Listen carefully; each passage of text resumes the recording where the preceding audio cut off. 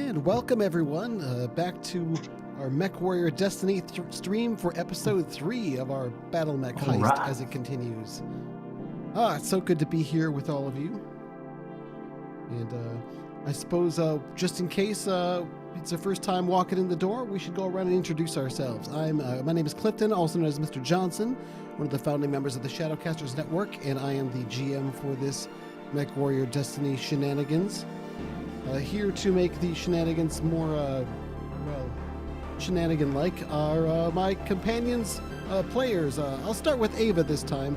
Ava Rogers, why don't you go ahead and introduce yourself and tell everyone who you are and who you're playing. I am Ava Rogers, as he said. That's me. And I play Finn, the mechanic. She's a mechanic. With opinions. Mechanic. And very, very handy with the wrench, even in a very stressful situation. Yes. I found. Don't run from the machine that's trying to kill you. Take its arm off. Doing some audio level adjustments here. Based on chat. Thanks, Palmer, for that feedback. And why don't you go ahead and introduce yourself, Cade, as I do the technical stuff in the background here. Sure. My name is Cade, and I am playing John Texas Crow, a dispossessed, ne'er-do-well mercenary, wannabe Mechwarrior again. And I'm kind of slumming my way through life right now, and I'm excited to get my grubby paws on a beat-up Phoenix Hawk. All right, and so far, the only mech warrior to strap themselves into a cockpit, we have Trav Farlander. Welcome. Hi, glad to be back. That's me, playing as Ian Warden. Currently stomping around in a Marauder that I've managed to get half the torso armor taken off of, but we'll see how much more we deal with that today.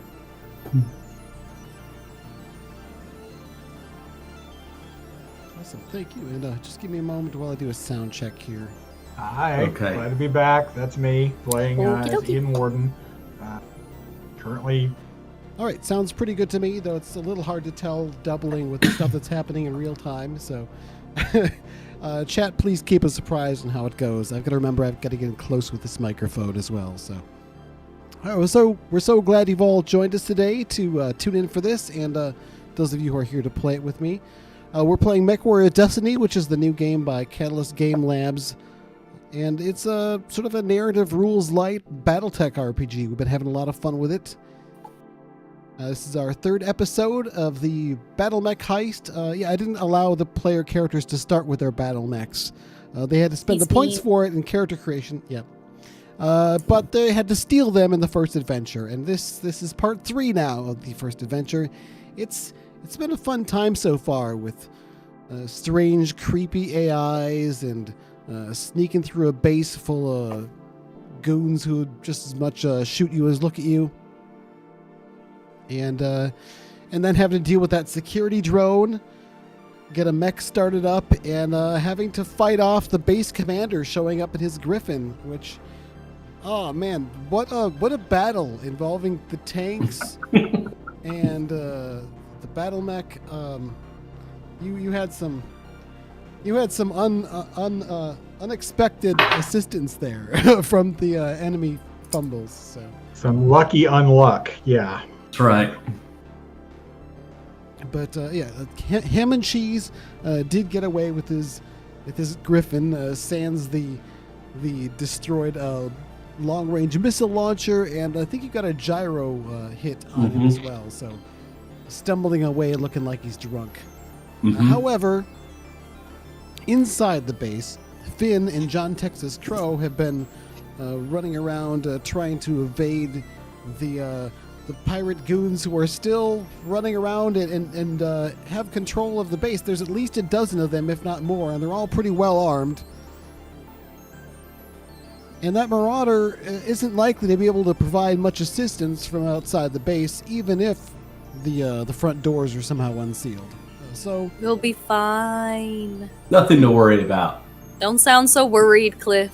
It's almost like you're excited to kill us. Oh no! I'm just looking forward to whatever craziness is going to happen here. I doubt it's going to involve your deaths, or if it does, it's going to involve lots of other wreckage along the way. So I'm excited to find out. Hey, I'm in a Marauder. If it happens now, it's only going to be a 2 PK. Cut to entire base explosion somehow. I could probably whip something up. No doubt. Okay, so before we cut to the action, I want to remind everyone that all proceeds from the super chats are going to be donated to World Builders. World Builders is a charity by geeks to essentially funds a bunch of other charities around the world that help people in need.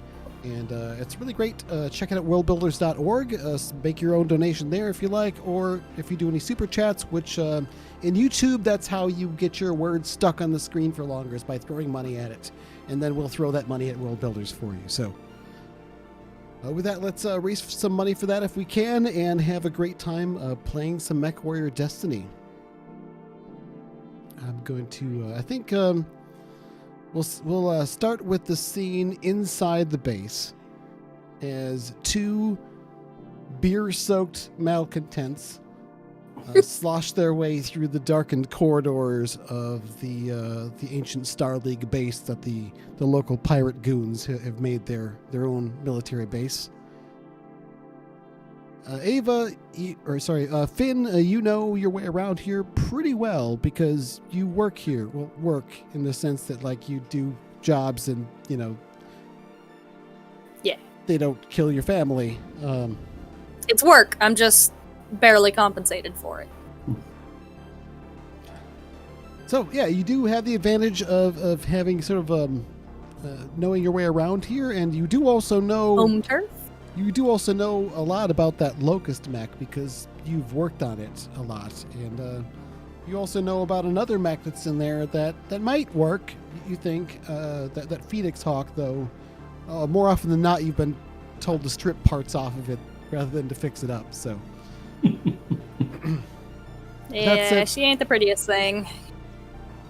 Yeah, that said, those mech bays aren't too close to where you emerge from the rec room, and there are a bunch of beer-soaked angry pirates probably trying to find their way out of the mess there. So I'm going to cut to some different music here to set the mood for sneaking through a pirate base. That's fine. Take your time. I just realized I forgot to open up my character sheet. Might be important to have at some point. Nah, he wouldn't make us roll. Oh, no, never. No. All right, so Finn and Crow, what are you doing? Finn, Well, getting there as quietly and quickly as possible. you lead the way. No shit. All right, you're trying to creep your way through the dark halls. You can hear in the distance there's heated arguments occurring elsewhere in the base, probably in more than one location. It's too echoey and distant to make out exactly who's fighting or who's saying what. But yeah, the local garrison are not keeping their cool in this situation. Seeing their boss run off by that marauder showing up out of nowhere has made them all freak out a bit. So you got a bit of confusion. However, you're also soaked in beer foam, so it's a little slippery and sloshy, and you leave a trail behind you, and the smell precedes you. Right. Quick question. I know this place was pretty Warren-y, right? It's kind of like just a mess and a maze. Yeah, the original design and layout is fairly clear, though there are some unusual kind of shapes to it. So the way some of the halls go serve some unknown purpose, but the amount of stuff that's just stacked and stored and dumped around here by the pirate garrisons over the years has made it very much a warren and a mess. Okay. Well, I was just thinking if there was like a door that's supposed to be, well, that is locked and is typically locked, that we could put between us and whomever is probably going to be pursuing us out of the rec room, then it'd buy us a few more minutes. Could I spend a plot point for that? Sure. If you spend a plot point, I'll give you a chance to. Do you locate what appears to be like an emergency bulkhead to close things down and lock off this section? Maybe in the event of some kind of an emergency. You don't recall it ever having been opened, but you have observed it before, and you just ran past it and just remembered it as you saw it. Maybe you can get this thing to close. However, it might be stuck. So I'm going to have you make a tech roll to pull that up. Go ahead and describe how you're going to get this massive Rancor killing-sized bay door closed. Yeah. Well, this has been I feel like it's fairly reasonable. There's always a keypad or some old manual entry sort of. There's something at the side of it to manually input orders or whatnot. So that just kind of gets like grabbed in one hand, and I don't think this has come up before, but it's her main hand, which from the elbow down is a metal prosthetic.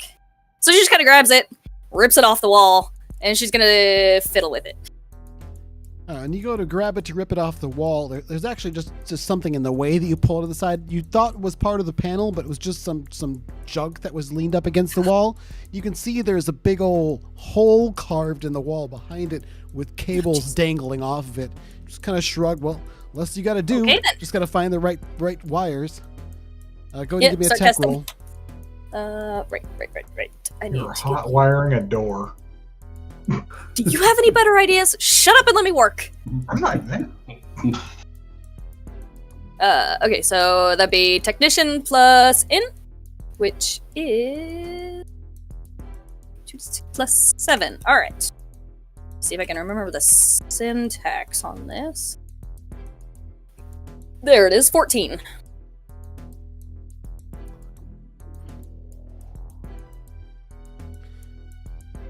Nice. Pardon me, not used to these earbuds. The cable's not as long as I'm used to. All right, I'm going to roll 3 dice against you. This is not terribly easy, but not super hard. All right, total of 11. You managed to pull it off. By the time you get the wires connected and spliced to where they need to be, and probably pull a cable off of something in your arm to run some power down one thing or another, give it some juice, smack it a couple times. The door starts to slide closed, but it's like kind of jerking as it's pulling loose various detritus. You can see all this ancient dust or rust or something just falling, raining down on either side. And that's one from around the corner. Crow, back the way you came, you see 3 foam-covered grunts with their pistols drawn come running around the corner. One of them points, there they are, and they just open fire. So I guess rather than doing a direct combat roll here, I'm going to say they're focusing their fire mostly on you, Crow, because you're kind of standing a little bit more in the open, and I see Finn's more kind of back over by the panels. Maybe you're not totally in the open. There's some cover in there, but yeah, some shots are coming your way. I'm going to have you do a narration with a skill test to avoid getting shot. Okay, so they come around the corner, their guns blazing. The doors are closing. Yeah, the doors are closing. It's going to help, but yeah, those lasers and bullets are flying faster than the doors are closing. So I see this going down. I see the door hanging down. In my mind, all I can think of is to get, number 1, out of the line of fire, and number 2, get that door closed as soon as possible. So the only thing that makes sense to me is to just jump up and do a chin up to pull myself up on the door to help it get closed faster. So I'll do that'll be an athletics roll for that. How does that sound? Sounds good. I'm gonna roll 3 dice against you. All right. This is I have a 1 in athletics and a 2 for strength. So this is a +3. I roll 10 plus 3 is 13. All right. I rolled a 6, but then a 1 and a 2. So. Oh. Yes, you can feel the heat of the laser beam that comes really, really close to your under your armpit as you jump, and bullets are just ricocheting all around you, and you don't know if you help that thing go any faster or not, but it kind of jerks and pulls, and then all of a sudden, with a resounding, clearly OSHA-defying door slamming movement, you find yourselves isolated, and you can hear the ping, ping, ping, ping, ping, ping, ping patters of the bullets striking the door harmlessly on the other side. Outside, sorry, go ahead. Oh, I'm looking at Finn with great big eyes. That was a little too close. Quit your bitching. Let's move. Outside, the sort of low profile of the mountain-like structure that the base is built in. There's one colossal battlemech standing on the field, and on left, we kind of see the camera pan down on the rather shiny-looking, though recently marred on one side by a PPC blast. I think it was Marauder, piloted by Ian Warden in the cockpit. Ian, you find yourself out here. You're hearing the comm traffic from your friends on the inside, and you feel kind of helpless to help them at the moment. But doing some quick scans on the IFF system and the target location sensors and radar and all that. There's actually a few different types of sensors that you're not used to seeing on battlemechs anymore. That's pretty sweet. You're not even sure what that one's even useful for, but yeah, no signs of enemy opposition except for there were a few people on the ground outside in front, and they seem to have found cover or a building or a hole to get into. What are you doing out here? Yeah, I think they'd better try and find a hole to get into, or else I'm going to put them in one. I am going to head to the main door of the facility where people normally come in and out, where battlemechs sort out of normally. Yeah, there's a big old ramp kind of going up. It sort of goes into the entrance. I'm picturing like what's the name of the base in Stargate? Is it Cheyenne Mountain? Yeah. Yes. Yeah. That sounds right. Show kind of for the front of that, and there's a guard post kind of in the middle that would be checking vehicles driving by, but certainly large enough for battlemechs to walk through as well. So as you come walking up there, you can see the guard shack down below, zooming in on, pulling up a magnified image and a thermal scan, and you confirm that there's no one inside the guard shack. There doesn't appear to be any signs of people outside here at all currently. I suppose my luck is that the door is open. No, it's a really, really heavy door, and it's got some recent scorch marks on it that don't seem to have damaged it much. It's definitely not open. It's one of those big, heavy, fuck off, go away doors.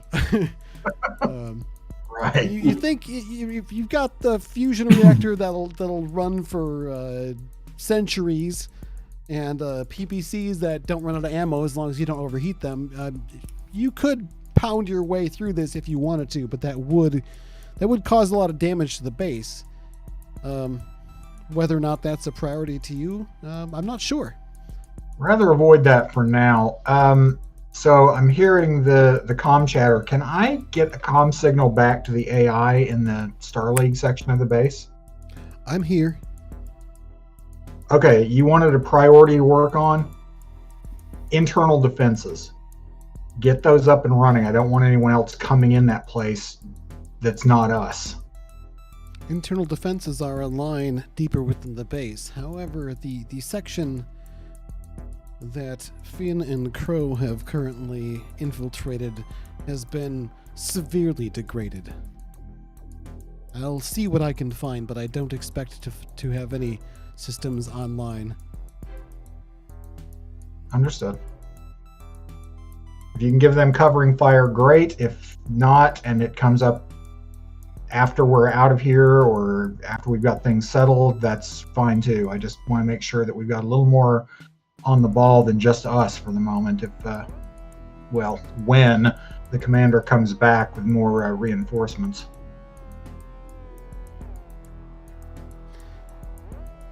All right, we're gonna cut back to inside the building then.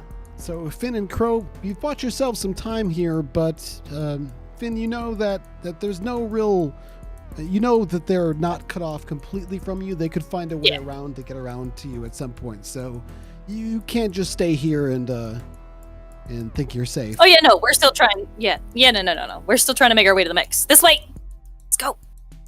So with that, you make your way to the mech bays, and without crossing anyone in your path. However, you do hear some. It sounds like, well, maybe not heated arguing like you've heard in some other ways, but it sounds like there's some sort of perturbed back and forth. Again, it's too echoey to hear as you're approaching, but as you get to sort of just outside the entrance to this larger mech bay area, you can make out what some of the voices are saying. And let's see. Well, let's give me a stealth roll actually to see if you're going to carry on the conversation or if they're going to notice you're approaching. Alrighty. So I'll let one of you make that roll. I can make that roll. You make that roll. The one who has stealth, make that roll. Yes, stealth plus reflexes. 2 in stealth, 3 in reflexes. 2d6 plus 5 is 9. All right, I rolled a 5, a 4, and a 2, which gives me an 11. So, so what you hear is, did you hear that? Hear what? It sounded like someone was coming from over there. Where that big bang was? Oh, come on, man. We gotta get these mechs powered up and running. I barely know what I'm doing with these things. They might do half my job for me. Didn't you hear, though? There's shooting. There's somebody in the base. All right. You check it out, then. Why do I have to check it out? You're the one who heard it. That's not how it works. I heard it. You check. So all this carries on for a bit. Crow, what are you doing? I'm hearing. I think I'm hearing 2 voices. Sounds like it. Yep, 2 distinct voices. Even though it sounds like one because it's me talking for both of them. Okay, so I'm thinking that they're used to seeing Finn around this base, and she's there starting up mechs. She's maintaining mechs. She's doing that. They got a mech problem right there, and so I'm gonna turn to Finn in motion and say, Finn, go start up the mechs. Kind of like gestures at the high tech, ancient tech suit that they are. Like, what do you expect me to do? Start him up. Do Finn stuff. Yeah, I could do that. All right, so in the mech bay, there's the 2 guys arguing over who has to go check to see what the noise was. On the other side, around the corner in the hallway, there's Finn and Crow arguing about whether or not they can bluff their way past the mechs. As you're doing this, you hear another sharp voice coming from what must be the other end of the mech bay, and it's a familiar voice, especially to Finn. It's a woman's voice. Her name is Kalis, and she's the pilot of the mech that you maintain. And she's not nice to you, but she's, what are you idiots doing? These mechs are supposed to be up and running. Come on! What are you standing around with your guns in your hands? What are you gonna do with those? He heard. I don't care what you heard. Start up those mechs right now. We're doing that. We're doing that. They're starting. They're starting. Well, okay, fine. Well, she sounds nice. Randall, get your ass down here and strap into that Phoenix Hawk. I don't think that's such a good idea. Did you see? That's a Marauder out there. I know it's a fragging Marauder. Who do you think is going to be piloting the Locust, you pilot? Oh. So, yeah, it sounds like there's more people in there now. Damn it. This is not going the right way. No shit. Well, how long is it going to take? About 30 minutes or so? No, that's too long. We need to get out of here before that. And their more arguing continues. while they're arguing, is it possible to get for us to like where they are? But can we see the mechs from where we are? Is there a way for us to sneak over to the mechs? Well, do you want to sort of poke your head around the corner and see what you can see? Yeah, I'm gonna look. All right. I'm gonna take off my cowboy hat and look around the corner. All right, go ahead and give me a what's it called, perception? Yes. I gotta upgrade it that. So it's a total of, that's a 6 plus 1, 7. Shall I also roll my perception? Well, he's the one popping up to take a look. So it's not a matter of whether he notices things; it's whether or not he takes maybe a little too long of a look. Yeah. And I rolled a 2, a 3, and a 2. That's a 7 versus a 7. So you just pull. So you look in there. You can see. Yeah, there's that Phoenix Hawk. Just looking up. Oh, I want that mech. It looks really nice. Well, okay. It actually looks. It's got. You can tell it's got cables plugged up to it now, and the fusion reactor is starting to rise up. And it's sort of that look like Malcolm Reynolds would have when he's looking at the Serenity, and everyone else like, that hunk of junk. There's that sort of thing I picture. And you glance over and see the locust. There's so much stuff you could move around and take cover behind. And you look and you can see. There's two people here, Mechwarriors. You can see because they're wearing next to nothing, but what almost nothing they are wearing is sort of bulky and armored and has, it's got the cooling vest on it. And Callus, who's got her big old mech helmet under her arm, is yelling what must be the other one, Randall. Turns to look almost right at you, and then you just duck back just in time. Okay, I relay all that over there to Finn and whisper as best as I can. It's like, they're right over there. We can sneak around. I'm aware of where the mechs are.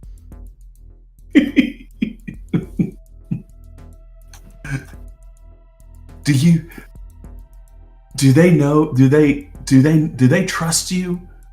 Do they trust you? Would they trust you to go to just walk out there and tell them that you're here to start up their mechs? Short answer, no. I'm not supposed to be here today, and have you remember what we're wearing? This is not standard issue. Stay out of sight. Okay. I think we're gonna. Do we Trying to whisper loud enough to be heard on this mic is difficult. Hard on the voice. Just stage whisper. A little bit. I'm not good at those.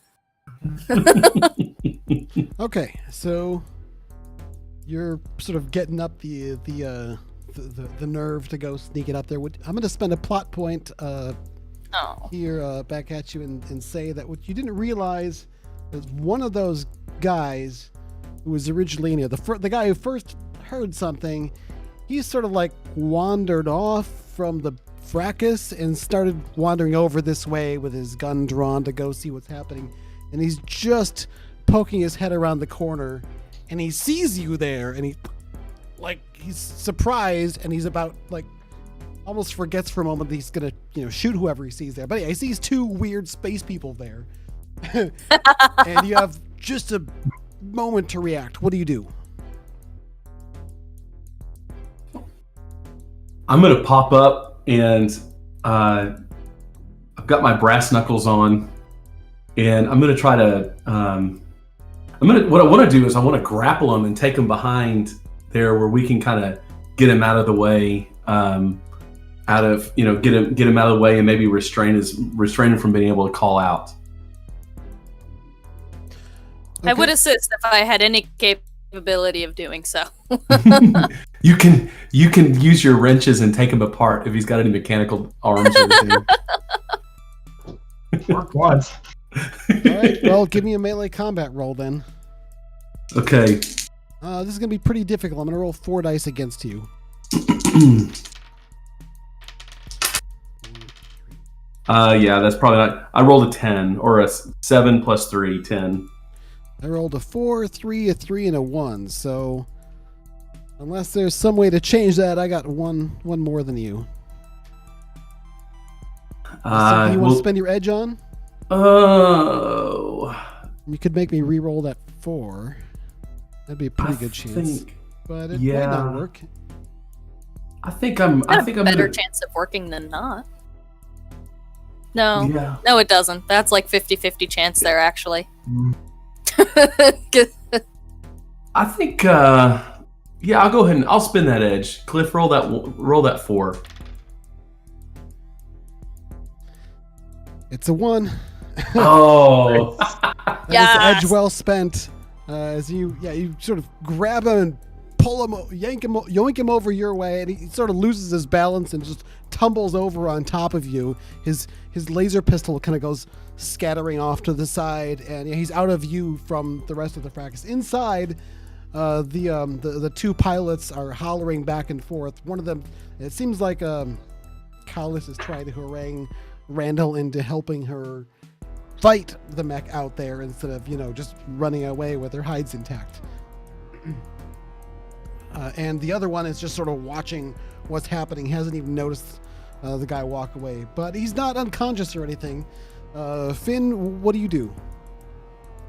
I'm gonna, make sure he can't get his pistol back by picking it up. Okay, so you walk over and pick up the pistol. Yeah. And he sees you've Pick up got the the pistol gun that on him, and he's like, he doesn't quite know who you people are, and he puts his hands up. And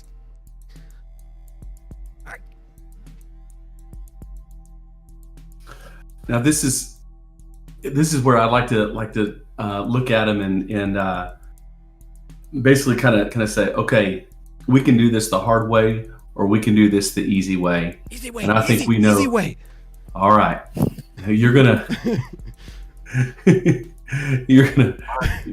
take your just take it, make him take it. Does he have his neuro helmet on, or is he got it? This guy's one of the tech is a loose use of the term. One of the local techs here, more or less one of the lazier guys, soldier guys here who gets out of a lot of the work by claiming to have some technical expertise, but mostly pawning it off on people like Finn.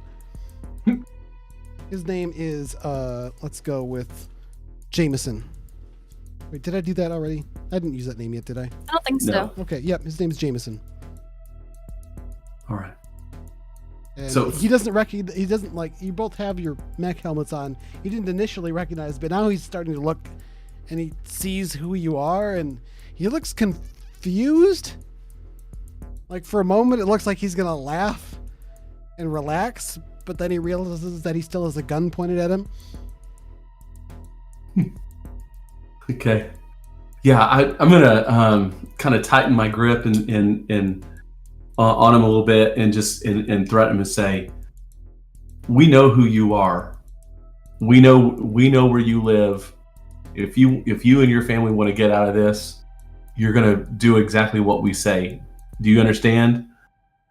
And kind of just do the stage whisper. All right, give me an intimidation roll. That's a 7 plus 3. That's a 10.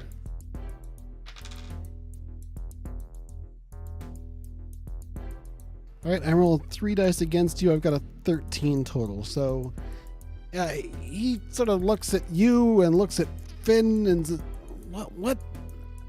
what's going on? Are you here to help us start the mechs up? What are you doing with it? I'm gonna kick your ass. He doesn't move to kick your ass because he sees the gun pointed at him. Well, what do you even... Where'd you get those funny costumes? He's not being loud yet, but he's starting to gradually get louder. He doesn't quite know what to do with this context. So he's kind of uncertain and unsure, and I guess Finn knows him because they've worked together, right? Yeah, but I mean, Finn knows him in the sense that, he's another asshole that works here. Not someone who's ever respected Finn, more just, hey, you, do that work they told me to do, and make it look good. Look, just knock his ass out, and ixnay on the family threats. All right. It's guess we're going to just see if I can knock him out. All right, give me a melee combat roll. I'm going to make this a simple roll. He's probably not going to just let you punch him in the face, but you kind of have at a disadvantage as well. There's also not much he can do. Yeah, so that's 9 plus 2 strength is 11. All right, I got a total of 10, a 2, 3, and a 5. So yeah, he just he flinches, then you whack, and he just goes down. Okay. Sliding down. As far as like uniforms or anything, there's no uniforms these people have. He's got this sort of dirty old, several times patched over jumpsuit. Empty holster. Finn already has the weapon that normally goes in it. All right. It sounds like things have gone kind of quiet in the mech bay as you've been focusing on this exchange. And we'll cut back to Ian Warden, who's out front. As long as there's nothing still coming in on sensors, I'm going to walk up to that large door, and I'm going to ring the bell by kicking it with the Marauder, knowing it's not going to do any damage, of course, but it's going to make a very loud noise. He's then going to, over external speakers cranked up to full volume, he's going to issue a threat, which is, "Attention, garrison. This is the Marauder. Open this door, come out, and surrender, and you get to live. If I have to come inside, it's going to go to a much darker place. You have 5 minutes." All right, give me an intimidation roll. I don't even know if I have any intimidation. Intimidation plus I don't. charisma. I have tactics or leadership or things like that, but we'll just charisma that sucker then. Let's try that. Well, an 11. 9 plus 2. All right, I'm not going to tell you whether it succeeded or not at the moment. Nope. You're getting another communication from the AI. All right. Oh, that's not good. What? Something you should know, I suppose. I don't have much power. Oh, that's not good. I had multiple backup fusion reactors, most of which are non-functional. This base was meant to rely on primarily geothermal power, which has all been, well, it's offline. I am able to maintain my functions indefinitely using the auxiliary fusion generator, but it has not been designed to power a facility such as this. I can keep the defenses up and running to prevent anyone from accessing the deeper base, but I can do little more for you at the moment. Understood. We will make getting you back online, getting base power back online a priority. But at the moment, we're going to have to clear out this part of the base. What are your intentions? My intentions are to get this base staffed by people who can actually do some good with it. But that's long term. Short term is survive this. To what end? Surviving this that's the end of that. If you mean the long term end,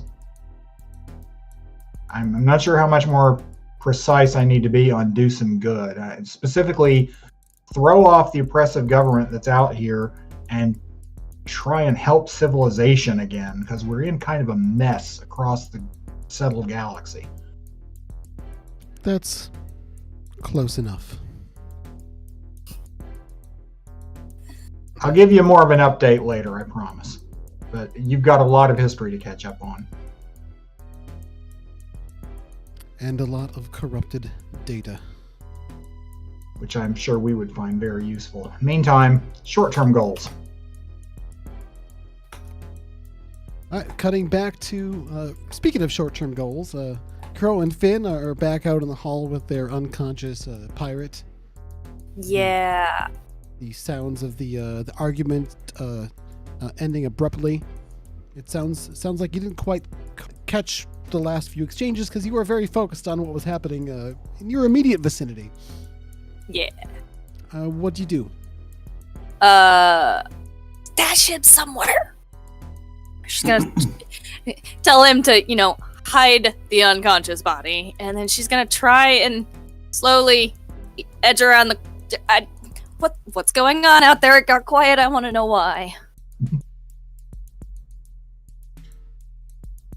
All right. I guess you take a peek, and there's no real need for a stealth roll on this one because no one is looking your way. It looks like at this point, Collis has gone over to the Locust and to the console next to it, which is relating to the mech bay repair, maintenance, and power systems. And she's starting to. She goes and cranks a dial and pulls a lever, and don't do that. The tech next to her, his name is Blue. He goes, "Don't do that!" And she gives him a look. And the other one, Randall, says, "Hey, where'd the other guy go? Jameson? Come on, I don't know how to do this." And he's over at the other console. And from over there, Kyle says, "All right, just see the dial for the power output. Just crank it all the way to the right." No, don't do that, Blue says. "You'll overload the fusion reactors." Isn't that what we're trying to do? Load the fusion reactors? How impulsive is Finn? Very. Yeah, that's my feeling I get to. This is gonna be very stupid. She does not think through this action she is about to take. Letting you know now, I am fully aware of that. Because what is going on right now is not okay. We are not going to stand by and let this happen. Finn just, tucks the laser pistol that she's got. She's gonna tuck it in her waistband, because I don't want to look overtly like a threat.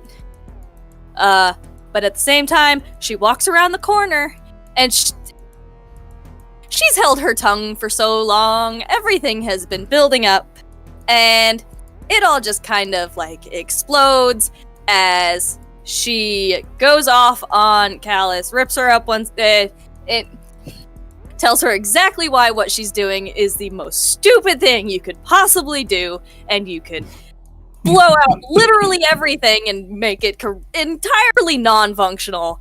And if you don't step away from that console right now... Okay, so you come around, she turns, and she's just surprised to see just this look on her face no one's ever spoken to me like that before. This, and Blue is sort of stepping back and trying to find a shadow to be in. Over in across the other side of the mech bay, Randall's just sort of standing there "Come on, somebody help me with my mech." Standing there with his thumbs up his ass like usual. Finn, go ahead and give me a intimidation roll, or are you pulling off something else here? I guess Is we'll try. is there anger? Is there just anger and rage? Is that a stat? Is that a skill? Well, what are you hoping to accomplish? If you just want to go out there and yell at her, mission accomplished. But if you want to elicit a particular response of some kind, I'll make this an intimidation roll. I mean, that makes sense. I don't have intimidation, but I have 2 charisma. All right, go ahead. Yeah. 2d6, that's 7 plus 2 is 9. Did you add 1 for technobabble? Technically, my +1 bonus to non-combat rolls directly involving technology. This isn't technically... this doesn't quite count. All right, I rolled a 6, added a 5. that to a sticky note. Because I kept forgetting it. I rolled a 6, a 5, a 5, and a 2, so... You finish what you're saying, and she just looks over at you and says, "You done?"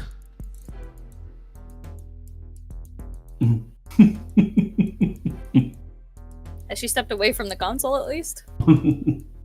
She's kind of in between you and the console at the moment. You look Right, up but at her, she's no longer messing with dials. No, she doesn't have to be though. You could hear like the fusion reactor and your locust. It's making this humming sound that's not good. That means it's overheating really fast if that sound is happening. Yeah, those are the heat sinks. So yeah, no. She asks, "Are you done? If you do not, let me fix what you just did. You will never be able to pilot that locust again." Start the damn mech already. Get out of Maybe my I'll way. forget how you just talked to me. She steps out of the way, and she grabs Blue and shoves him toward Randall. Get that Phoenix Hawk up and running, you little piece of shit, or I'll... Just do it! Not even smart enough to come up with a good threat. That is internal monologue at the moment. I mean, she's never been known for her loquaciousness or vocabulary, so... Yeah. So yeah, she goes and climbs on up the back of the locust to strap into the cockpit. Yeah, these heat readings aren't very good. Everything's in the red. Why? Kind of looking over her shoulder, looking for Texas, because I can't take these 3 by myself. I don't even know how to get out of this right now. Yeah, you think you might have bit off more than we can chew, but let's take this one bite at a time. All right. Yeah, so Go ahead. I think what I'm going to try to do is maybe sneak over and make my way around and get over towards the Phoenix Hawk, get over towards where Blue and Randall are, and get over that way. Okay. As you're starting to do that, Blue is starting to kind of walk over towards that, and Randall just sort of turns. All right, let's get this thing started. He turns the dial, and then there's this, and the Phoenix Hawk goes like it's just been hit with a defibrillator, and it like kind of starts to go back and forth a little bit, like it's gonna fall over. That gives you plenty of cover to slip in and get kind of near it without anyone noticing you. I don't think those Finish things are over supposed to here, buck and bronk like that, are they? Yeah, no. Finish is No. over here cringing, like we should have put that thing out of its misery a long time ago. In the meantime, yeah, you're hearing from Or out no, of no, no, my no, no, no, misery. as he's running up and turning the dial on the console. It might have been your imagination, but it seemed like the center torso of it had started to glow slightly reddish as it started to fade back. Maybe we should just put him out of my misery. Ow. All right, so Along with Alice. So as you're sort of doing that and getting in position, Blue's starting to get things up and running, and Randall says, "Should I get in the cockpit?" He says, "Well, you might want to wait a few minutes. It's going to be pretty hot in there." All right, No, just hurry up. All right, I think she's going to shoot us if we don't get out of here before she's ready. I'm gonna. How's the is there a ladder, or is it a ramp? I'm thinking I'm thinking is sort that of multiple catwalks and scaffolding type stuff, and there's no like official thing that leads really nicely up into the cockpit. You're gonna have to walk over some things and climb your leg over this and drop down a couple meters and hope you don't land in the wrong spot, sort of thing. It's that kind of operation. But yeah, you can sort of see how you're meant to get up there, and it looks like it's not lined up quite as well as it had been before. I'm gonna make a go for it. I'm gonna get in that cockpit, in the mech cockpit, and trusting that my Starleague cooling suit can handle the heat a lot better than anything they've got, and maybe I can get this party going. All right, you want to go with athletics or stealth? Let's do athletics. So I have a +3. So I rolled a 9 + 3 is 12. All right, rolling 3 dice against you at a total of 8. So you're not terribly quiet about this because it's kind of banging as you're running for this and kind of moving along the catwalks. But there's also a lot of noise going on right now, and people have a lot to focus on and think about. So nobody looks up and sees you making your way up and around, and you're in a position where you're pretty close. You can see the open back hatch of the cockpit back behind the Phoenix Hawk's head. I think that's where it is. If anyone's deeper on canon and I got that wrong, well, I'm sorry. This particular Phoenix Hawk, you can see, there's all these different. The color scheme isn't the same. There's armor that's been taken off and welded back on. But it looks like it's pretty intact, pretty serviceable. This thing's been through a lot, but looks like it could get through a lot more with the right pilot. Down below, you can hear, where the hell did Jameson go anyway? Blue said, I don't know. He was smarter than I am, obviously. I stuck around, didn't I? And I'm gonna, if possible, I want to just I just want to take a moment as I take off my cowboy hat, put my neuro helmet on, and hang the hat on the convenient hat rest that's right there. And this is a busted up cockpit. I mean, there's the seats are kind of vinyl that's ripped and shredded. There are some wires that are hanging loose every now and then.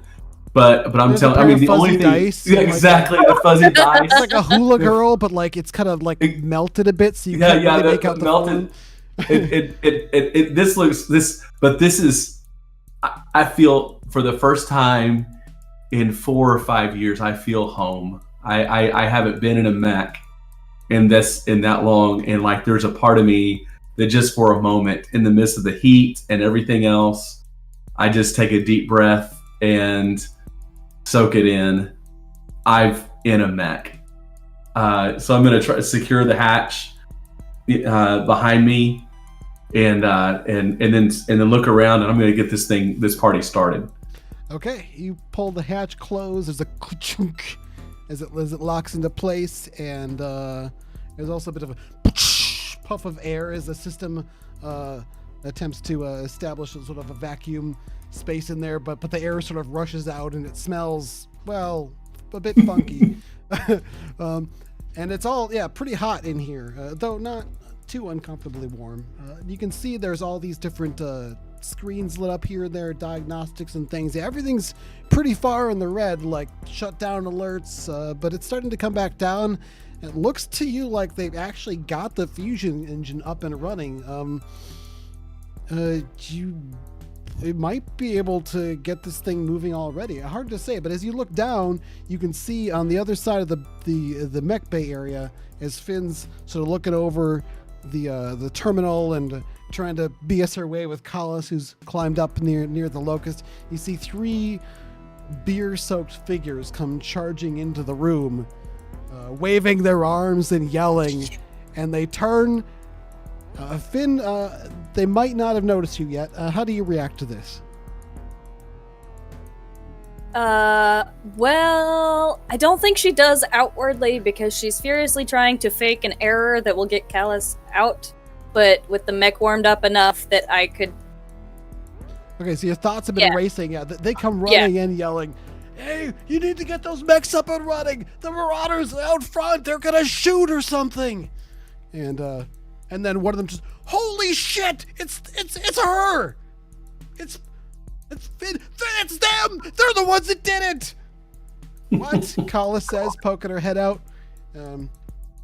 John Tex in the meantime, like reaching down and trying to take a look at the diagnostics and things. Realize, oh, your neuro helmet isn't synced up with it. Also, you don't have the pilot access codes. You're looking around and there's the console where you normally enter in the security code or put your palm down or something. That's ripped off, and there's just a switch there. So, and now it's up and running. Yeah, Finn, you had to mangle that in at some point a few months ago. Forgot about it. So you got two wires. She probably like died a little bit inside. And, glance around. Go ahead and give me a tech roll of your own to figure out how to sync up your suit with this. Okay, I'll would it be fair to call this to go with like a piloting role, or are you thinking tech, or what's the appropriate role here? Do you have a tech skill at all? I don't have any tech. Let's go That's pilot plus intelligence? int then instead. So Okay, I'll meet you halfway so- on this. So it's more about like finding your way around a cockpit that you're not used to. That's also German. Go to hell. That's fair. That's fair. So that's a 3 plus a 1. So this will be a +4 to the roll. I rolled a 12. +4 is 16. All right, I only rolled 3 dice against you, total of 8. So that definitely succeeds. You look around, and you can see the 2 cables that connect to the neuro helmet. And you're pretty sure they're the right ones. You plug them in and just instantly feel this wash over you, your equilibrium, your inner ear. It goes all out of whack, and your total just feel this sense of just intense vertigo, and you just puke your guts out right then and there, just all inside the cockpit. And then your Starling era neuro helmet compensates for you having plugged the wrong cables in the wrong spots and reorients things and adjusts and begins to communicate with the software that's keeping this thing up and running and all the systems. And there's a bunch of processes that go down in the background as this thing begins to calibrate to your sense of inner ear, to sync it up with the gyroscopes inside the mech so that it can rely on your sense of balance. And by the time you're sort of wiping your mouth clear and finding the joysticks, and thankfully there happened to be like this open panel down below that hopefully didn't have anything too important that you're able to just is in a convenient spot. You kick that closed, and you can kind of reach down and you feel the mech kind of move with your movements. You think you're synced up, and I'm thinking you hear at this voice point over the comms saying, "Fusion reactor online, neuro helmet synchronized, battlemech online." All systems nominal. Yeah, and I've got this thought in the back of my head that's looking around going, beer, puke, been in a fight. This is like last Tuesday. As you look around, you're pretty sure with some of those splotches in here that you're not the you're not the first person to hurl in this cockpit. Not the first person to make that mistake. But I'll be the last one. I will be the last one. So what I'm hearing is my battlemech repair kit that I have is half electrical tape, half duct tape, half WD-40. And 1/4 mop, apparently, after this. Yeah. We're going to need to clean up on aisle 1 here. You can take care of that. Well, if I have access and I can move the arms, I'm going to select weapon systems, make sure that weapon systems are online and functional. And I'm especially looking for those sweet machine guns that are mounted in the arms that would just do a dandy number on unarmored personnel. Showing 32% ammunition capacity, but the guns are online. Medium lasers are online. Large laser, error, online. Pop, pop. and once you smack it, it goes back to error again, and then smack it again, it goes back to online. I don't touch it. I don't touch it at that point. By this point, yeah, you're looking, the heat gauge has gone down to in the clear and the green, and yeah, it looks like the system's up and running. And Randall, down to the ground, turns and says, "Ha! You did it! You got it up and running!" Blue's shaking his head, backing away, saying, "I didn't do that!" Hey, Cliff, from outside in the Marauder, from the command systems on that, have I noticed this system come online? No, it's pretty deep within there. You do have like sort of a comms, your I guess micro transceivers or something that you're keeping in touch with your friends, so you're aware of what they're doing. I guess the AI might be able to fill you in a little bit too, if you're wondering. What are you getting at? I was hoping I could add that Phoenix Hawk to the Lance through the sort of connecting through the Starleague mech suit to using that as a bridge to establish a connection to its onboards. Okay. You start to work through the menu systems and you find it all really intuitive and easy to navigate. You're pulling up on things to pull up in the lance, searching for connections, not finding it right away, and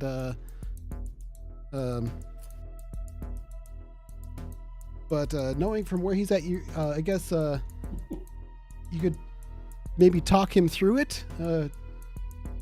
Hey, Crow, you see it pop up? I'm looking around. Going, As you're looking around, your little screen pops up. I'm not sure how it'd be worded. I guess command lands a request from Ian Warden. Yeah, say yeah to that. and I'm popping and I'm inputting in. All right, let's see what this thing does.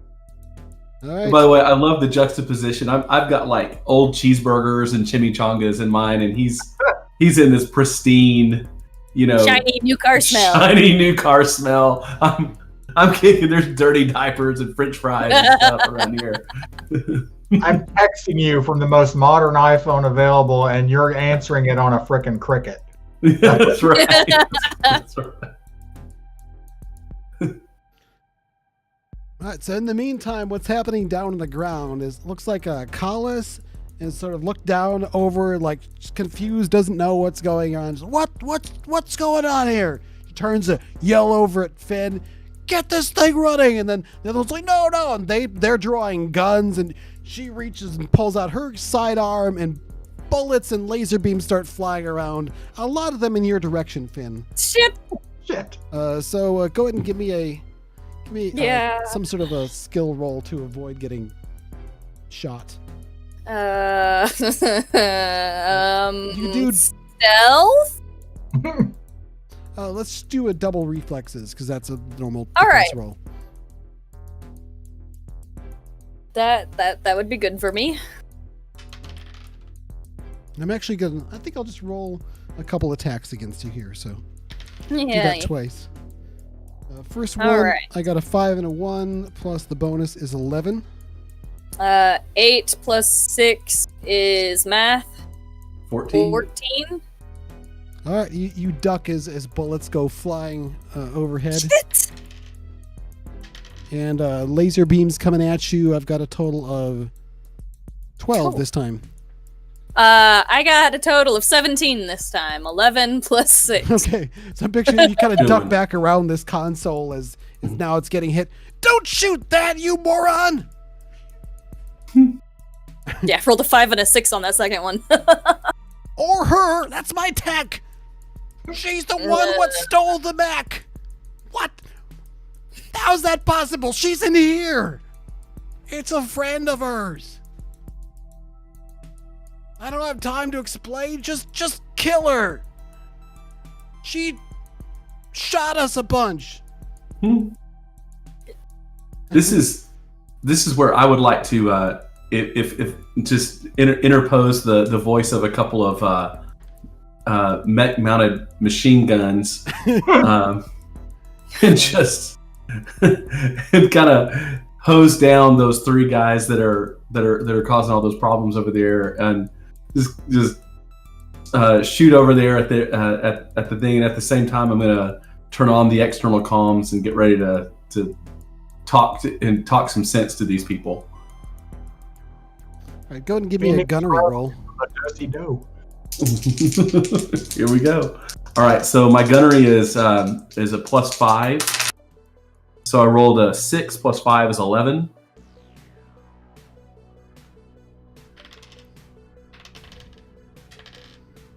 Okay, so they're pretty quick on their feet. When the bullets start flying, they just sort of scatter and like dive for cover. You don't think you actually hit anybody, but you're blowing big chunks out of the ground around them, and there's some ricochets around. Just before you're fighting, you can see out of the corner of your eye to the left, Blue just running flat out the hell out of this mech bay.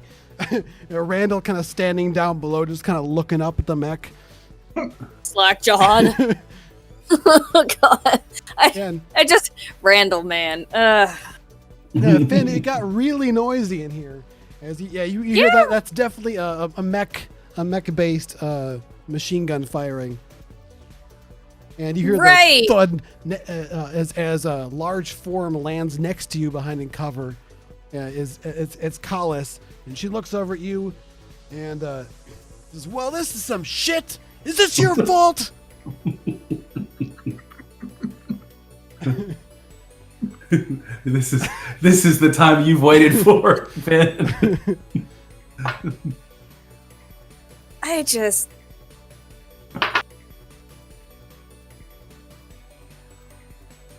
Come on, Finn, do the smart thing. But I kind of want to punch her in the face. Laser pistol. She's bigger than you. I'm aware. Well, so you we're have a gonna wrench. not do that. Solution to all Finn's See, problems with the wrench. Now that you brought up the wrench, there's likely one laying nearby. Nice heavy wrench to the face could solve a lot of problems. And make me feel better. All right. Uh, Is that the direction you're going to go then? yeah, she asks, "Is this your fault?" And a wrench to the face will be the answer. Wait a second. Was that the GM? Are you sure you want to do that? All right, go ahead and Look, Finn might be smart, but she is very impulsive. I want to say this isn't the dumbest thing we've done tonight. No. It's not. All right, go ahead and give me your wrench swinging roll. A melee combat plus reflexes. I'm not sure. Oh, good, it's plus reflexes. That's a decent number for me. I don't have melee combat. I barely have one rank in small arms. So, 2d6 plus reflexes. I rolled a 5 and a 1, so that's 6 plus 3 is 9. All right, I rolled a 5 and a 4 plus 6 is 15. So Oh, you reach for the wrench and swing, and she just catches it with her hand and gives you this grin like, "Oh, oh!" And she's gonna spend a plot point to attack you back as a response. Yeah. So you can go ahead and take a plot point yourself. Yay. Where's my pen But at? Oh, right, I threw it a minute ago. make a double reflexes roll. Right.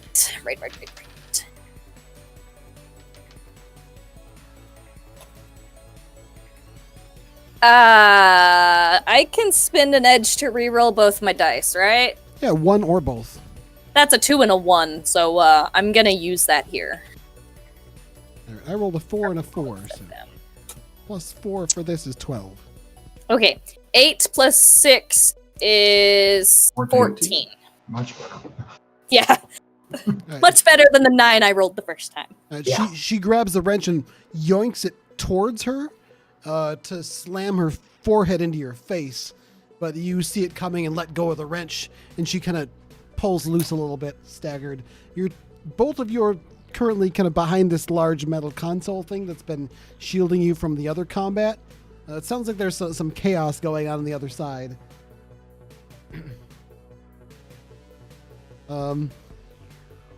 Let's see. So we got the blood-soaked people who've been scattered by mech machine gun fire. We have Randall. Randall is going to he's looking up at the mech and starting to finally put things together. And then it looks like he suddenly gets mad. He says, "Hey, that's my mech." That's mine. This is where the external speakers are on, and I just look down and say, "It was." So he reaches down over and grabs an object. You realize what it is. He points it up toward the mech and fires it. It's a magnetic grapple line. Shoots up toward the chest of the mech. Go ahead and give me a piloting roll. Okay. This is 5 plus 6 is 11. Yeah, I've got a 14 total. Okay. So your mech is hit, but not for any damage. However, the mag thing like stamps in like just below the head, which is where the cockpit is, and he starts to start swinging up there. He's coming up towards the cockpit. How high is this?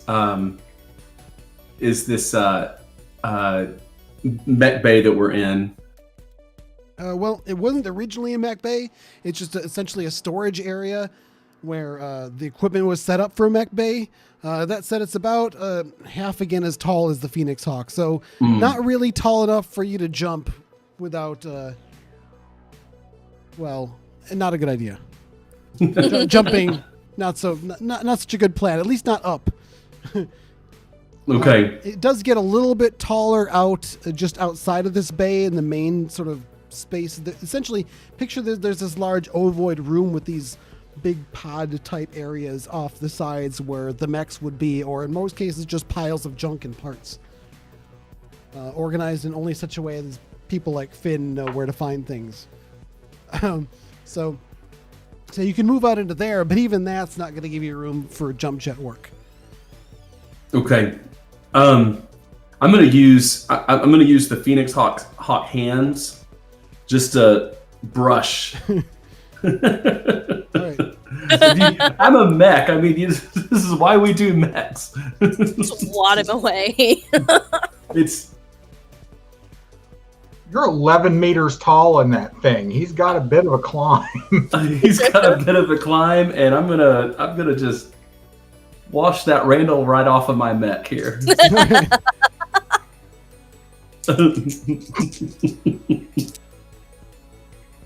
I'm going to roll 4 dice against you because the mech really hasn't been built for pulling little things off the front of it. It's a bit tricky, and you're still getting used to the controls. Okay, I rolled an 8 plus 6 is 14. Roll. I rolled 4 dice against you, but I only got a 13. So yeah, you managed to you don't actually get a grab on him or the thing, but you manage to get the hand tangled up with a cord, and he kind of gets yoinked up out of his hands, and he starts to fall down, but he managed to grab on it like what would be like the belt area part of the mech. He's sort of hanging on there. Meanwhile, down on the ground, the beer-soaked people are sort of scattering and they're running around for cover. They don't, just total chaos. They don't really know what's going on. They're not being any help. But yeah, Collis is right there with Finn. Mm-hmm. And she's gonna draw her own sidearm, which is also laser pistol, and points it at you and says, "You're gonna tell me what's going on here. And maybe I'll let you live." I'm not going to roll intimidate against you. She's pretty scary and intimidating. But you do have a laser pistol of your own. Yeah, no. So, Finn's response is to her borrowed laser pistol out of her waistband. And I would, but I don't have the time or the words to dumb it down so you would understand it. She glances at the pistol, and she's got hers pointed towards you. So that's where Jameson went. You're a clever little fox, aren't you? Did she just call you Foxy? All right, you little vermin. Down on the ground. Have we established a tactical net yet? At this point, it's actually starting to come online with John Texas Crow's Phoenix Hawk. Yeah, you're starting to get readings from it. It took a little while for them to sync up because of the software differences and the not able to rely on some direct comms, patching through some other stuff. But yeah, you're now starting to see things come up online, and it's a lot to take in at once. But it's really handy how all the information gets sorted for you and laid out on the different screens. You can see maybe want to customize things here and there, but yeah, this is a lovely intuitive command and control system. All right, I'm going to say over comms, hey Crow, can you move up and give Finn cover? She's been pinned down right now. I'll do my best. What takes? So Finn's response to being... Finn's not a killer. Her first instinct is not to shoot, but she doesn't really have time for this, and she kind of hates she hates Callus like with every fiber of her being. She's just gonna shoot her, and we're not gonna deal with this conversation any longer. That we're not. Nope. Okay, roll your small arms. Yep. 9 plus 4 is 13. I got a 10 plus 6 is 16. Dang. So yeah, she's got the reflexes of a mech warrior who pilots a locust. You fire and she kind of like, she reflexes move, but then her eyes rise up. She's, you tried to shoot me! And she goes to return the favor. So go ahead and make your own roll. Alright, 2d6 plus. I'm getting shot. I rolled double ones. Oh, yeah, yeah. 2 plus 6 is 8. Yeah, we're going to say then this just cuts right through your armor. And you're going to take the damage right to your physical condition. This is gonna hurt, isn't it? For 3 points of damage. Ouch. So look at your physical condition monitor. You go from top to bottom. There's Yeah. rows that have different amounts that they can cover based on how tough you are. You probably have to make a con check. Yeah, that's Which, what it says. What is a con check? Is that will plus strength? Oh god, I hope not. I think so. Uh-oh. Let me look it up quick. It's our first time doing this, so we should probably get it right. Yay, I'm the first person shot. Well, injured. Well, how far down your track does it go? Because the you don't suffer the penalties until the row is filled up. You know, like in Shadowrun. That fills the first row. Okay, so just roll 2 dice and don't get snake eyes. If you do, then you'll go unconscious. That'd be my luck. Snake eyes twice in a row. I shouldn't say things like that because the last time I did roll 20, that's exactly what happened.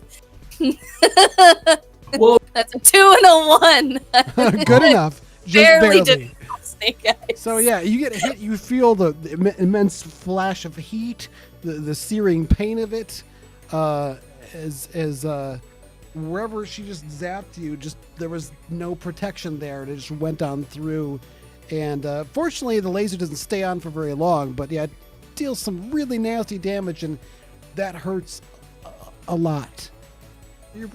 Have you ever been shot before? I mean, your character. I don't think she has. Okay, so yeah, from the mech cockpit, Crow, you're looking down, see Finn some cover, and you can see just behind that mech console that's wired up to the Locust. You see just in time as you look over just in time as you see Callus fire at point blank range and shoot Finn in the abdomen with a laser pistol. Yeah, thinking about it, she did mangle an arm in some farming equipment a few years back. But never been shot before, no. Yeah, so this is I'm going to see that and just kind of lose track and not really worry about Randall hanging off of my waist right now, of my mech's body right now. And I'm going to go and just do what I can to really just get Callus's attention on me, and point that machine gun from my mech's right arm, line it up on her, and I'm seeing red right now. All right. Well, if you do fire, you've got a pretty good chance of hitting Finn too. Again, mech weapons are not designed to be super precise at little squishy targets. Yeah. So I'm gonna so with the gun with my machine guns pointed at her, I'm gonna command Callus to drop her weapons and step back and stand down. All right, give me an intimidation roll.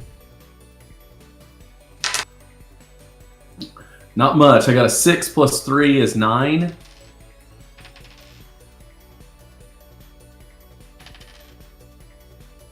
I got a 1, a 3, and a 5, so that's a 9 as well. So, she, like, looks up. The mech sees Randall, who, like, I rolled for him. So you're sort of stepping forward. He's like, oh, falls down. He's not killed or anything.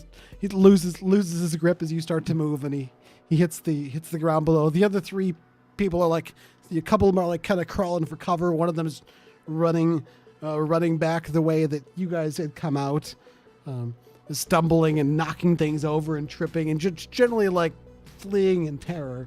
And then Callus looks over up at the mech and over at you and just kind of sneers and holds up her hands, letting the sort of the pistol hang by the grip on her thumb.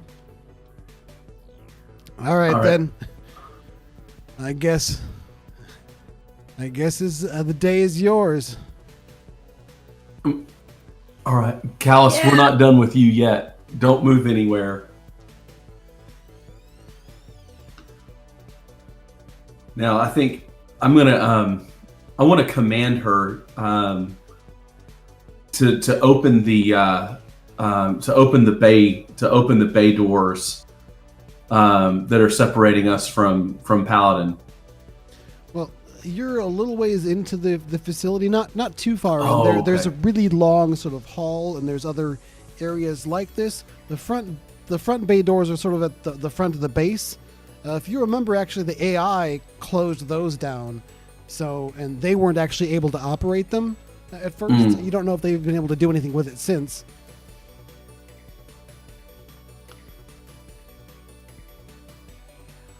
And yeah, but she looks up at you and says, I don't know if they know how to do that. Guess we might all have to learn together. Didn't you close them? This might be a good time to check in with the AI and see if the AI has any ability to tell us how to get those doors open.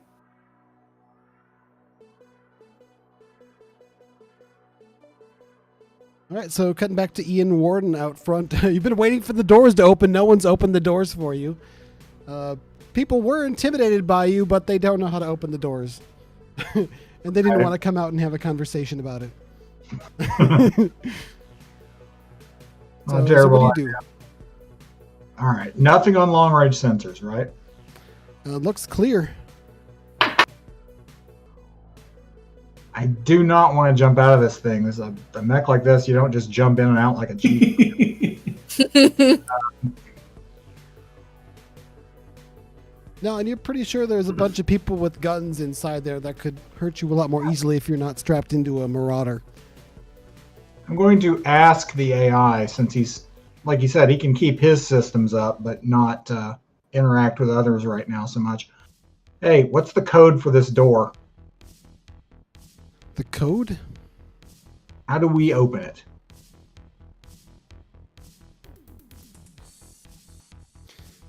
Well, I issued the lockdown command when you triggered the initial security alert.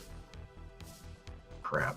I would normally be able to open the door easily. However, currently that would require a large allocation of my power systems. There's not much else I'm doing with them right now, but if you are uncertain about potential assailants entering the deeper base... No, that's priority. Okay. Well, let's see how this works. Hope we didn't need this door too much. I'm going to center on the center back a bit out of the blast radius.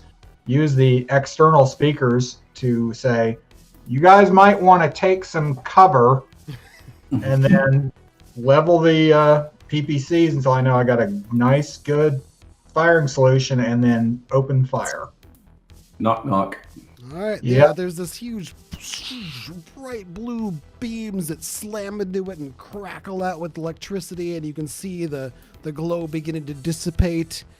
Doesn't seem to be any initial discernible signs of damage on there, so gonna wait for the PPCs to cycle and the heat spike to dial back down again. And hunker down for, well, this is going to take a while. I'm going to continue trying to crack the door. I made a mistake on my condition monitor. I was just reading through it. I realized I didn't calculate it at all, actually. Because of my strength score. Finn was knocked unconscious from that shot. Oh, okay. Because at a strength of 1, I only have 1 pip in the first row and 1 pip in the second row. So I needed a 5 on my con check to remain conscious, and I rolled a 3. Well, you rolled a 3 on the dice, so you probably have more than It's 2 only today. the dice. No, it's just the Yeah. straight 2d6. Oh, just the dice. Okay. That's I think just the the dice, the- or you can spend, was it, I just read it, it's either plot point or edge to add your will. My will couldn't have made that higher than a 5, because I have a will of 1. Well, there's I think that looking on there, the con checks are for mech scale combat, for when the pilot takes damage during mech scale combat. Okay, I was under I the don't- impression they would work for physical scale combat as well.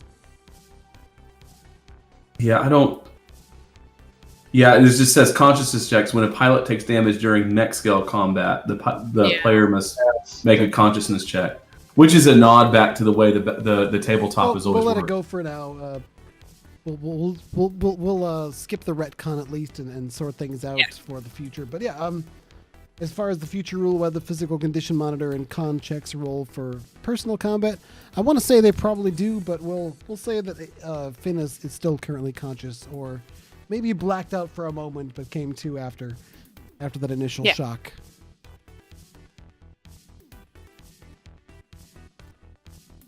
Okay, so yeah, Collis has her hands up. She seems to be not doing anything overt at the moment. The rest of the threats seem to have run off or headed for cover. Randall's laying on the ground going, "Oh, ow! That's my mech." You're an idiot, Randall. It was your mech. It's mine now. Finn's gonna attempt to climb into the cockpit of her Locust. Fine, damn it. What do you think you're I doing have with bled that? for this mech. Callis calls up as you start climbing up. It's not even gonna respond. Just kind of shakes her head.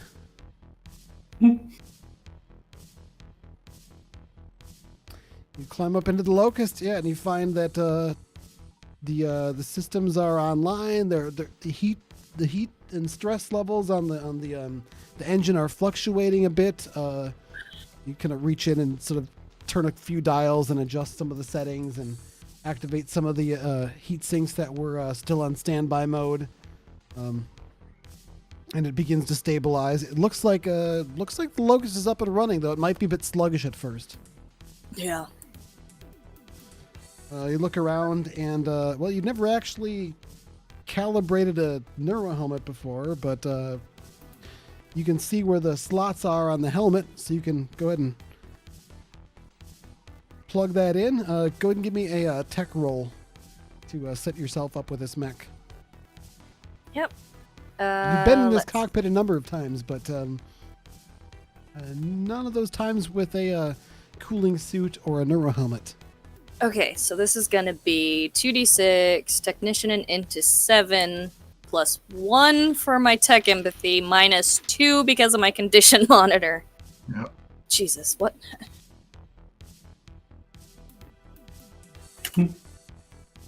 So it's 2d6 plus 6, right?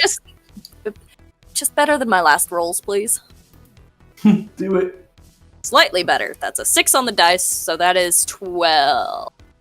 Yeah, you Yeah. easily defeated my roll. I rolled 3 dice against you, but my total is a 6. So with that, you connect them and power up the neuro helmet system. Pull up the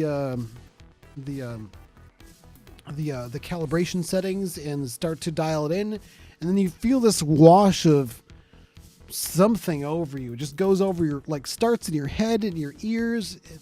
and kind of goes down your body like, when you're in a car and you go down a really steep hill kind of fast.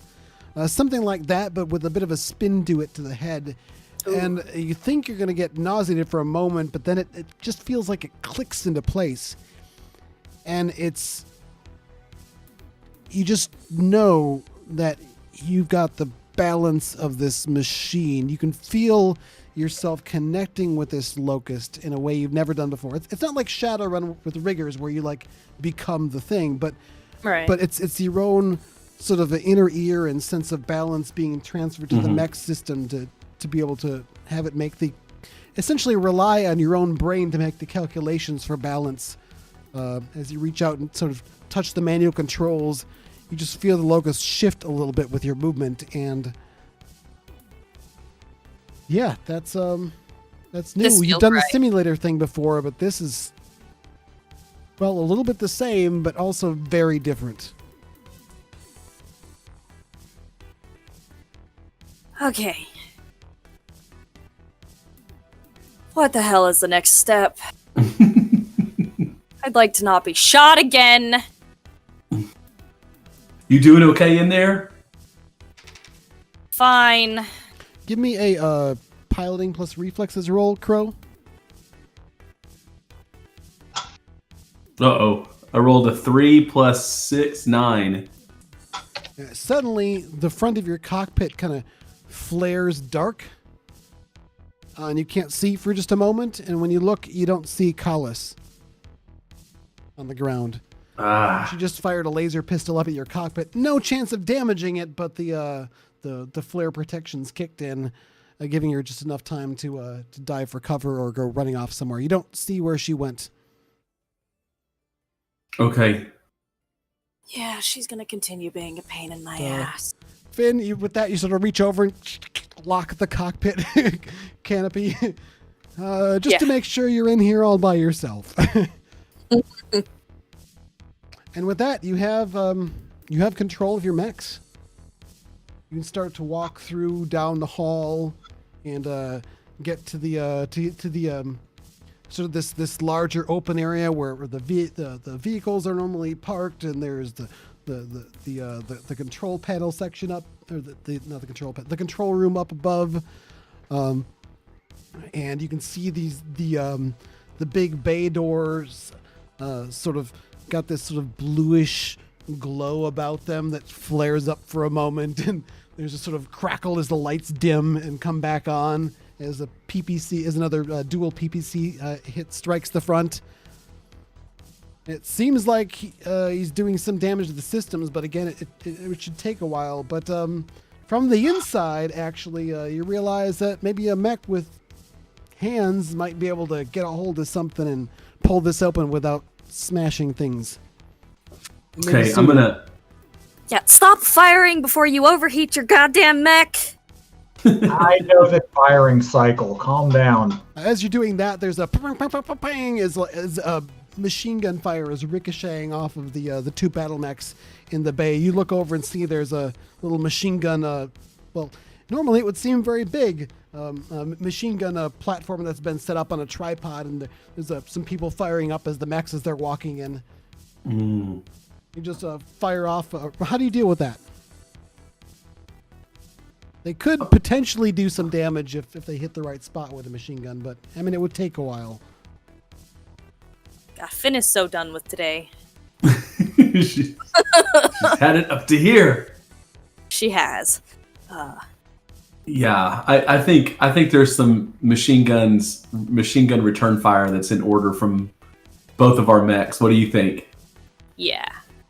Let me check the weapons.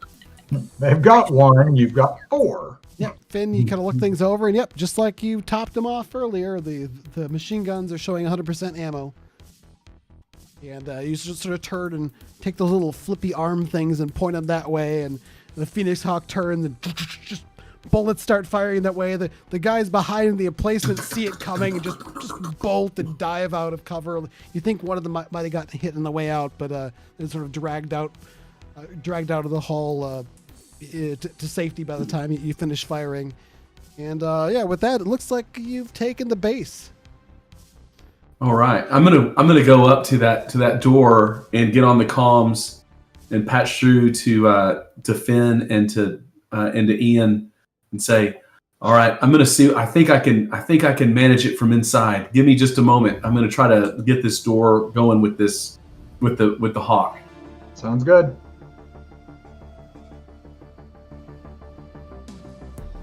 All right, so you step up and you can see that there's these essentially different parts of the door, essentially manual levers that have probably been meant to be operated by larger robot arms or maybe even battlemechs of some kind.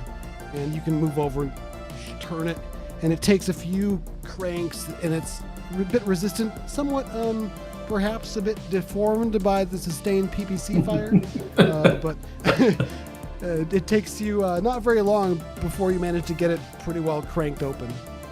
And yeah, you can see as it slides kind of up at an angle from one part and another part in this sort of a double, not really an iris because there's these two sections of it, but as they open up, you can see the imposing form of that marauder standing right out front.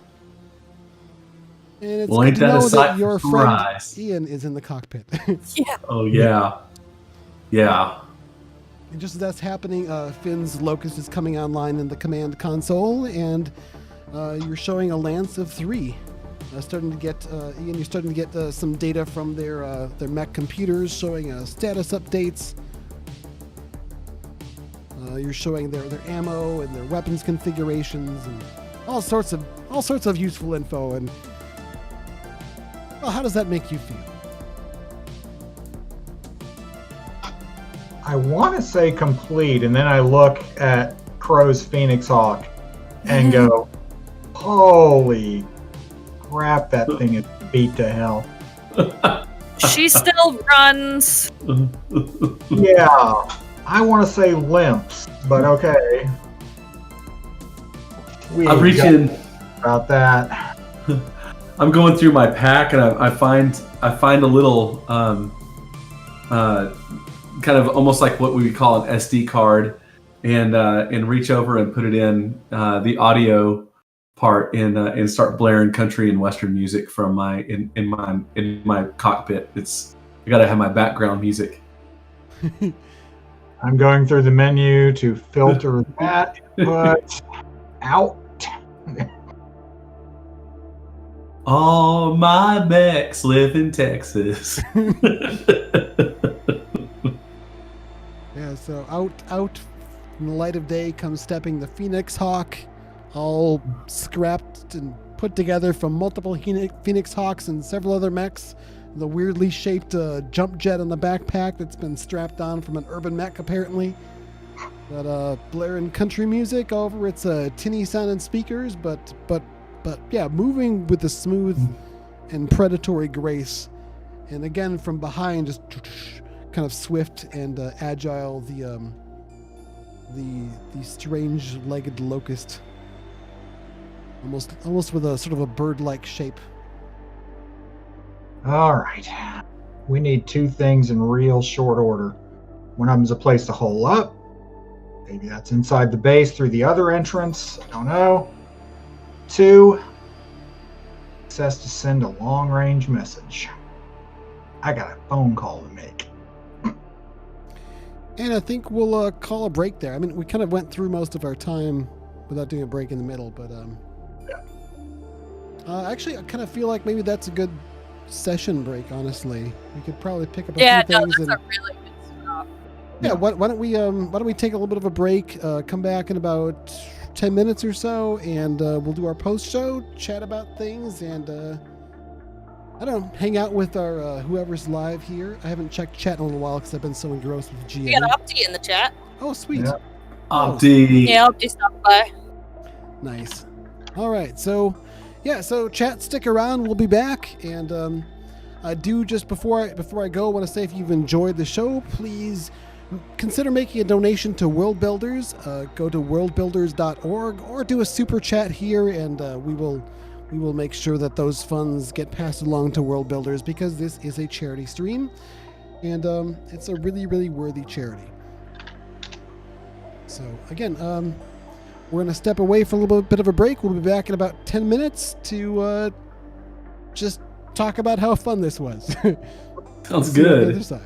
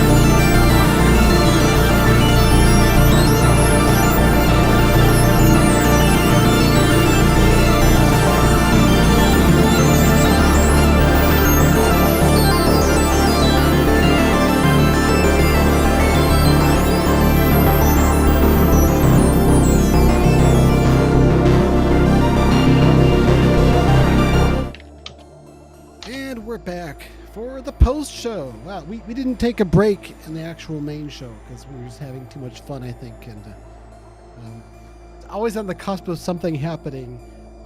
It was a lot of fun. How did you all take it? What are you all thinking of Mechwarrior Destiny so far?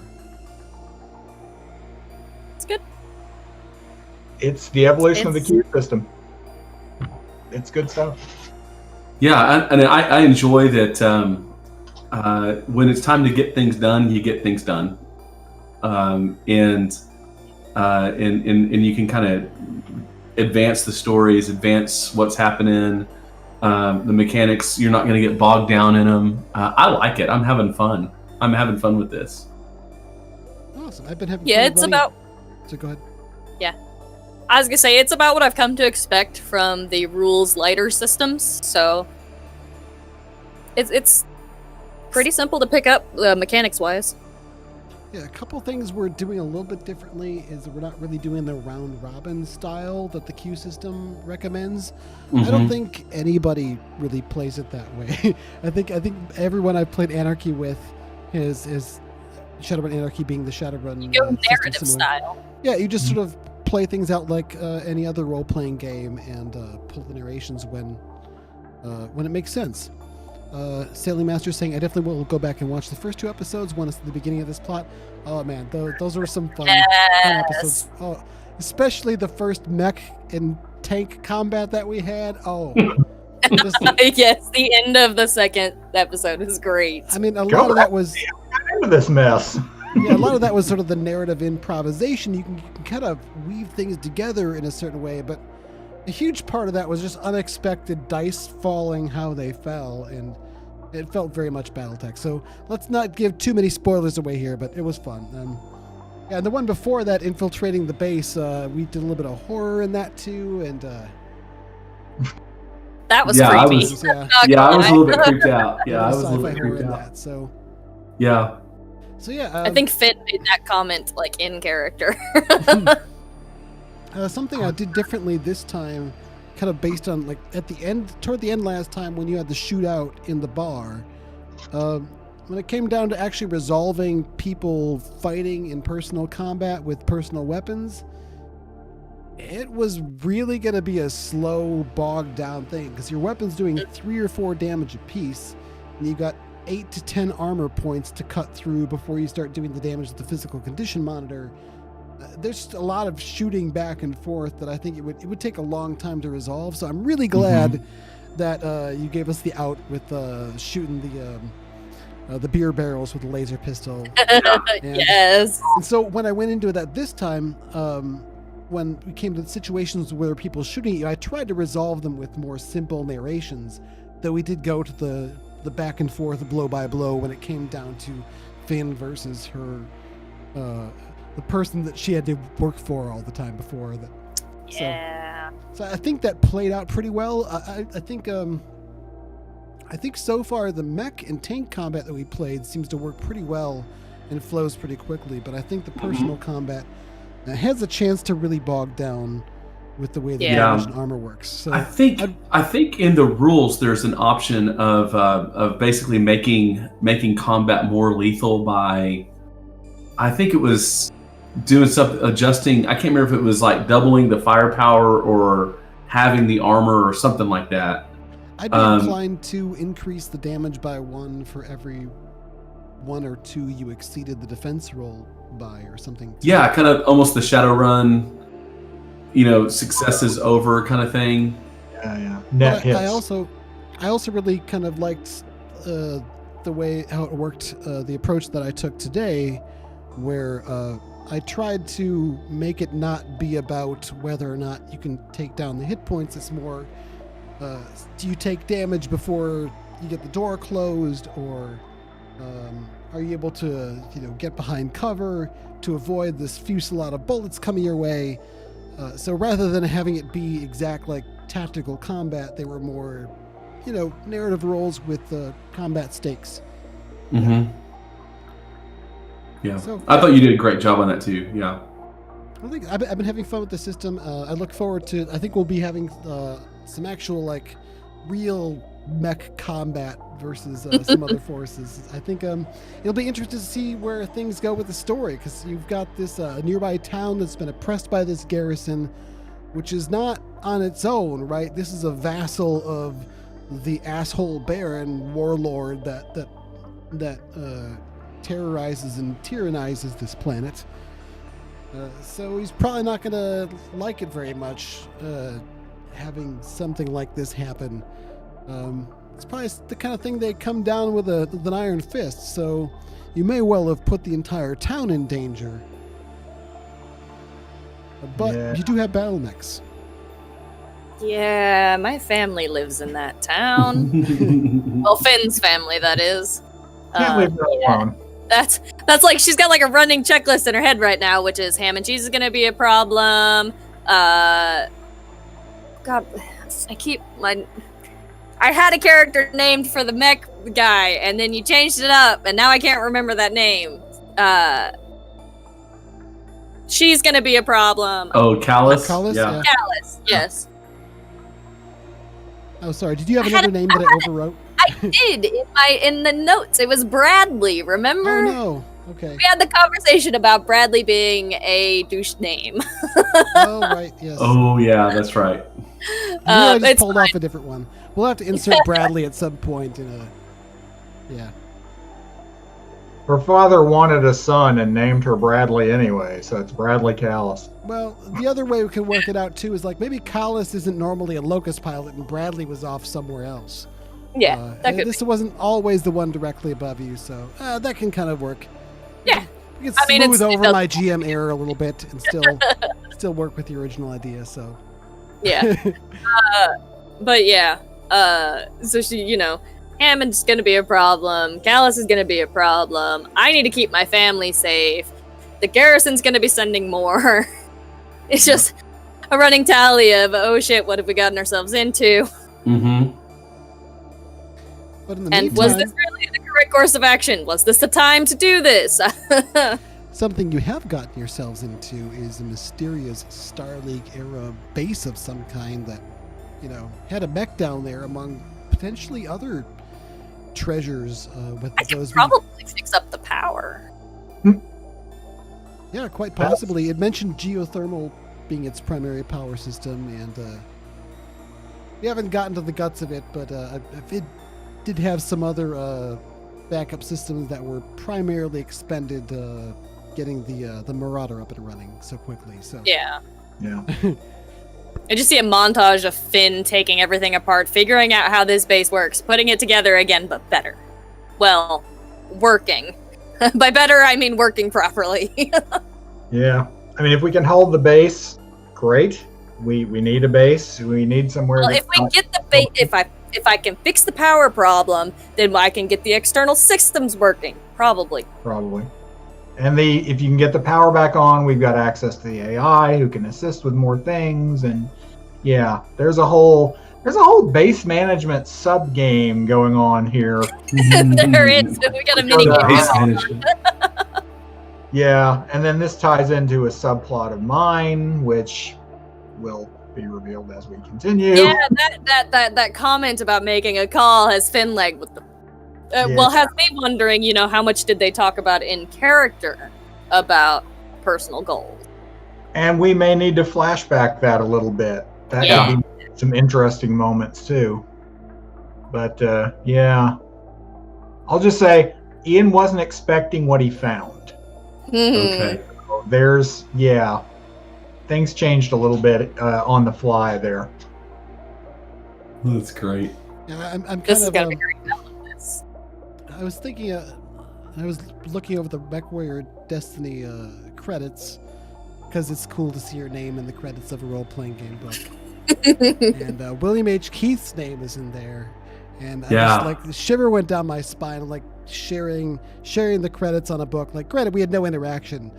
He wrote his part, I wrote mine, but even so, it's like thinking back. He wrote, if I remember, unless I'm mixing up names, he wrote the Grey Death Legion series. He books, did, which is just one of my favorites as a kid. I haven't read it since, but I read all those and just ate them up and loved it. And I think, finding like weird unexpected Star League era mysteries there is in many ways inspired by, or maybe a nod back to that kind of Grey Death Legion Helm lore event, which Ava, that's an event in the lore where a mercenary group finds some big Star League era cache, and it brings up the tech level of the entire civilization essentially a ways. And also it's it's a big mess that they have to fight over a bunch. Yeah. Mm-hmm. Foreseeing That's that right. in our future a bit. Well, this isn't going to be anything quite like the Helm find, but it No. should still be interesting, and there'll be more mysteries to be found in the Star League base, or what's left of it. I'm looking forward to revealing its original purpose and some of what happened to put it into what it is there. So I've got some mysteries pretty well defined here, and in other ones we'll see what happens as we play and improvise this game together. Yeah. Cool. Yeah. You know, what's one thing I like about that I find is amazing about William Keith is he wrote a bunch of those, and then he also did a lot of the illustrations for some old classic BattleTech images. So I mean, you talk about a talented dude. He was a talented guy. He put together a lot of just real classic images of BattleTech as well back in the day. So he kind of helped construct the visual Bible of the universe, as well as just writing those foundational works. It's just a lot of fun. It occurred to me that I don't think I've given out XP awards yet. No, we just finished the first mission.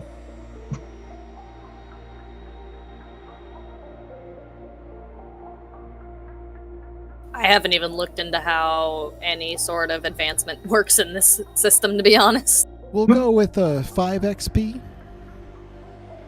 Okay. You can spend XP to advance things in a lot of different ways, as far as like raising attributes or skills or getting new gear.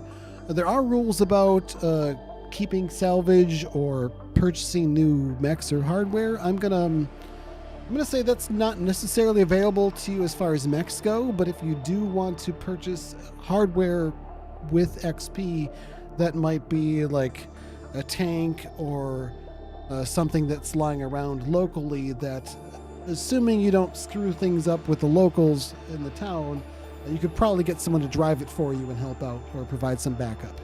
Though I think for the most part, I would rather focus on what you're doing individually in your lance and use the plot point system for the battlefield assistance rather than Okay. incorporate a lot of additional units. Sounds But, good. Makes sense. You know, we'll see how it goes.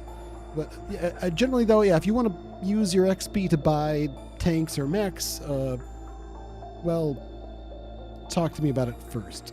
Okay. Maybe limit that aspect of spending XP, but as far as like raising attributes or skills or most of that other stuff, feel free to go for it, or hang on to the XP for now and spend it later. I got to spin one to fix my hat. Yeah, it's got that bullet hole through it.